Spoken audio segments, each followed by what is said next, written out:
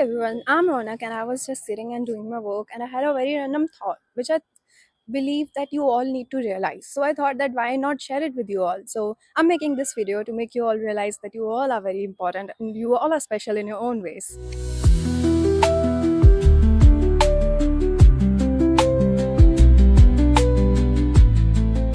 एक 3 घंटे का पेपर ये डिसाइड करता है कि तुम एवरेज हो, स्मार्ट हो या बहुत ज़्यादा इंटेलिजेंट हो। बट टेल मी, अगर किसी बच्चे को सब कुछ आता हो और वो एग्जाम के प्रेशर के चलते 100 में से 100 ना ला पाए और ब्लैंक हो जाए, अपना बेस्ट ना दे पाए, तो क्या वो एक डम पर्सन हो गया? और किसी बच्चे ने बस पैटर्न को समझा हो, हर चीज़ का रट्टा मारा हो और वो 100 में से 100 ले आए, तो क्या वो एक जीनियस हो गया? Is this going to be in the exam? ये वो पहला सवाल होता है जो हमारे टीचर या स्कूल नहीं, इस पूरे एजुकेशन सिस्टम ने ही हमें सिखाया है। Not how does this happen, not why does this happen, ये क्यों होता है, कैसे होता है, अगर ऐसा होने की जगह वैसा हो तो आखिर होगा क्या? जस्ट ये कि एग्जाम में ये आएगा ये या फिर नहीं, या फिर कितने मार्क्स का आएगा। एंड विदाउट इवन रियलाइजिंग हमारी क्यूरियोसिटी ही खत्म हो जाती है।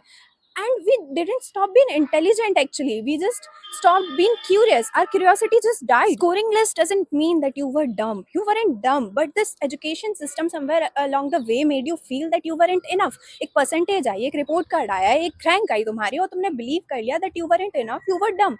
But pause for a second and think about yourself. Are you actually not intelligent and you're dumb? School ने तुम्हें मेजर किया बट सिर्फ उन चीज़ों के बेसिस पे जो वो समझता है। तुम कितना ज़्यादा याद रखते हो, तुम कितना रिप्रोड्यूस करते हो, तुम कितना जल्दी लिखते हो, बट वो उन चीज़ों का क्या जो कि लाइफ में एक्चुअली मैटर करती हैं। तुम कितने एम्पैथेटिक हो, तुम कितने क्रिएटिव हो, तुम कितना डीपली चीज़ों को समझते हो, तुम्हारी प्रॉब्लम सॉल्विंग एबिलिटीज़ कैसी हैं, बट ये चीज़ कब किस एग्जाम की आंसर शीट में तुमने लिख दी है। अगर ये एजुकेशन सिस्टम तुम्हें एवरेज या बिलो एवरेज बोलता है तो प्रॉब्लम शायद तुम में नहीं है, प्रॉब्लम शायद इस एजुकेशन सिस्टम में है जो कि शायद तुम्हारी एबिलिटीज़ को कभी समझ ही नहीं पाया। ये भी तो हो सकता है ना कि तुम एक आर्टिस्ट हो जिसको नंबर्स में जज किया जा रहा हो सकता है कि तुम एक थिंकर हो जिसको डेफिनेशंस याद करनी पड़ रही हैं, हो सकता है कि तुम खुद एक क्रिएटर हो जिसको फॉर्मेट्स के अंडर वर्क करना पड़ रहा है, हो सकता है कि तुम एक ड्रीमर हो जिसको डेडलाइंस में बंद कर रहना पड़ रहा है और फिर तुमसे क्वेश्चन किया जाता है कि why are you not performing well. Maybe you are not bad in life but maybe you are just in a wrong test, maybe you are tested in a wrong way और maybe you are just in a wrong race. हो सकता है कि तुम 100 चीज़ों में अच्छे ना हो पर उस एक चीज़ में अच्छे हो जो किसी को ना आती हो सकता है कि तुम इक्वेशंस में वीक हो पर लोगों को समझने में स्ट्रांग हो सकता है कि तुम थ्योरी में वीक हो पर लाइफ की सिचुएशंस को और लाइफ को हैंडल करने में बहुत ज़्यादा अच्छे हो। इंटेलिजेंस हमेशा सिर्फ मार्क्स से डिफाइन नहीं होती, बट इंटेलिजेंस का मतलब कभी कभी होता है खुद को समझना, गिर कर उठना, चीज़ों से सीखना, दुनिया को एक अलग नजरिए से देखना, और ये सब चीज़ें कभी किसी सिलेबस में नहीं सिखाई जाती। So if this system ever made you feel that you're dumb, you're not intelligent enough, maybe it's not that you lack intelligence, maybe it's just the system that never learned how to measure you properly, how to measure intelligence properly, or it's just measuring everything in a wrong way. हमने कभी भी इस education system को question किया ही नहीं, instead हम खुद उस एजुकेशन सिस्टम के तरीके से चेंज होते गए। एक्सपेक्टेड क्वेश्चंस को मार्क करो, इंपॉर्टेंट टॉपिक्स को पढ़ो और प्रीवियस क्वेश्चंस के आंसर्स का तो रट्टा ही मार डालो और जो इंपॉर्टेंट नहीं है उसको इग्नोर कर दो, because why waste time on something जो आने वाला ही नहीं है। बट लाइफ में तो ऐसा सब कुछ एक्सपेक्टेड नहीं होता है ना, लाइफ में तो सब कुछ अनएक्सपेक्टेडली आ जाता है। दोस्त who score 100 are not always the ones जिनको सब कुछ आता है, they are the ones who have cracked the code of this education system. Time management, presentation, keyword, strategy, उन्होंने इस एजुकेशन सिस्टम की नीड्स को समझा और उसी के अकॉर्डिंग परफॉर्म किया। And that's not even actually wrong, but problem तब होती है जब हम उन्हीं बच्चों को सिर्फ इंटेलिजेंट का लेबल दे देते हैं और बाकी सबको लेस या फिर डम का, which is actually wrong because we need to understand that intelligence is not something that one size fits all. कभी सोचा है कि वो लास्ट टाइम कब था जब तुमने सच में किसी चीज को सीखने की कोशिश करी थी? ना किसी एग्जाम के लिए, ना किसी मार्क्स के लिए, बस खुद की अपनी समझ के लिए। वी वर बॉर्न क्यूरियस, हम पैदा तो क्यूरियस हुए थे, हम बचपन में सवाल किया करते थे जैसे कि ये क्यों हुआ, ये कैसे हुआ, but now the question that we ask इस टॉपिक से कितने मार्क्स आ जाएंगे, which is somehow very wrong because somewhere between growing up we actually stopped learning and we started preparing that too for our exams.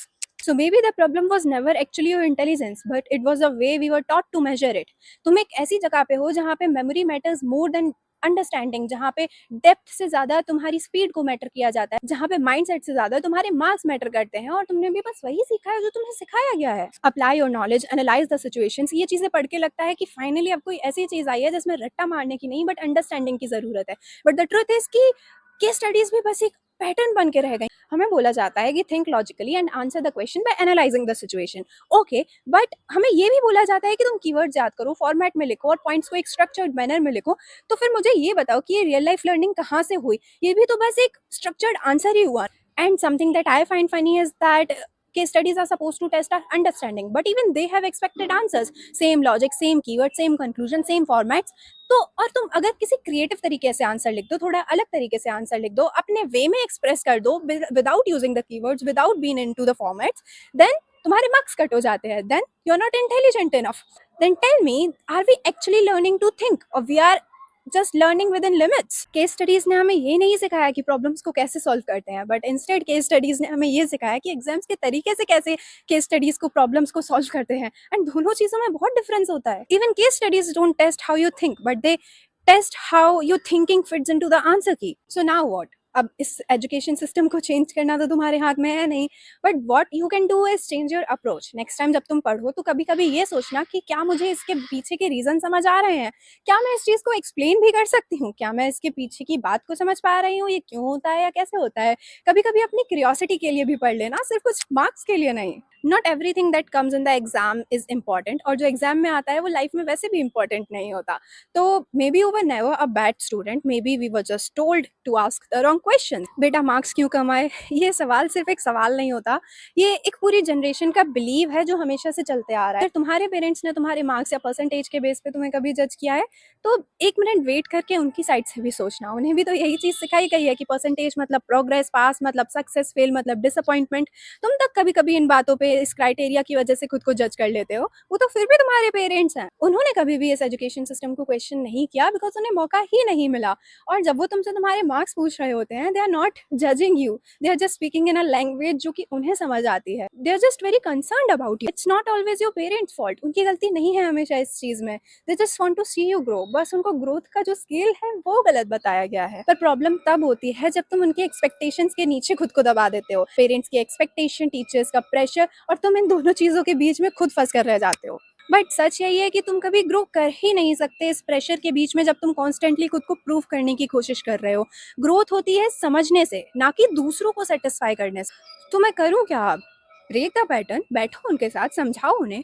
And ये चीज़ समझाना उन्हें easy भी नहीं होगा, बट ये चीज़ उन्हें समझाना बहुत ज़्यादा ज़रूरी है. उन्हें बताओ कि तुम क्या बनना चाहते हो, क्यों बनना चाहते हो, और वहाँ तक कैसे पहुँचोगे. क्योंकि जब तक तुम्हारे पेरेंट्स को तुम्हारी जर्नी नहीं दिखेगी ना, वो सिर्फ तुम्हें तुम्हारे मार्क्स के बेसिस पर ही जज करेंगे. बट अगर वो फिर भी ना समझे, देन थोड़ा इग्नोर करना सीखो. डिसरिस्पेक्टफुली नहीं, बट प्रोटेक्टिवली. क्योंकि तुम खुद भी अपनी लाइफ जीने के लिए हो, सिर्फ दूसरों की एक्सपेक्टेशंस को फुलफिल या सेटिस्फाई करने के लिए नहीं. बस एक चीज़ याद रखना कि तुम अपने पेरेंट्स के अगेंस्ट नहीं हो, बस खुद के लिए खड़े हो. क्योंकि जब वो तुम्हें ग्रो करते हुए देखेंगे, अपनी जगह बनाते हुए देखेंगे, तो वो खुद खुश होंगे और अपने आप सब चीज़ों को समझ जाएंगे. तुम्हारे पेरेंट्स तुम्हें मार्क्स में मेजर कर सकते हैं, बट वो तुम्हारे मार्क्स से कई ज़्यादा तुमसे प्यार करते हैं.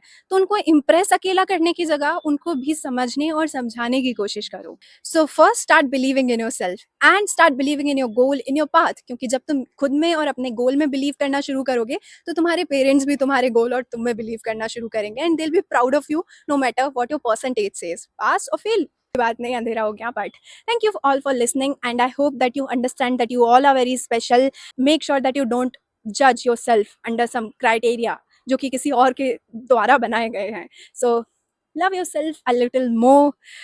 Okay, bye bye, I love you all.